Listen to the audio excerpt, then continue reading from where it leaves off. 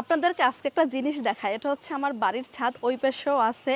তো ফাউন্ডেশন দেওয়া, তো এটা ৩ তলা ফাউন্ডেশন। তো এখন আমি একতলা, মানে একতলা যেটা আছে সেটায় দাঁড়াই আছি। আর এই পাশটা আপনাদের দেখাই, এই যে পাশে বিল্ডিং, ও পাশেও আমাদের আলাদা সাইট আছে।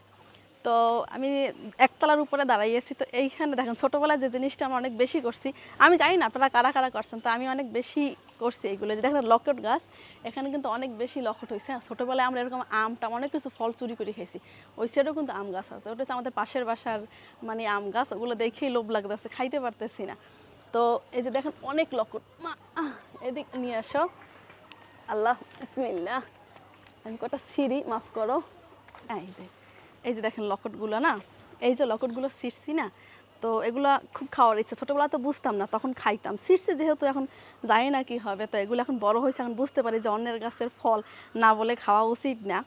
তো খুব দেখতে ইচ্ছা করে। তাজা ফল কিন্তু গ্রামে খাওয়ার মজাই আলাদা। তাজা জিনিস, ওই যে দেখেন একটা আম গাছ, ওগুলোও খাইতে ইচ্ছা করে, কিন্তু ওগুলো অন্যের গাছ, খাইতে পারবো না। আমাদের এখন মানে আমরা যে বাসায় আছে, আমাদের যে নিজেদের বাসায়, এখানে ফলের গাছটা নাই বললেই চলে। তো এগুলো অন্য মানুষের গাছ, দেখতেই হয়।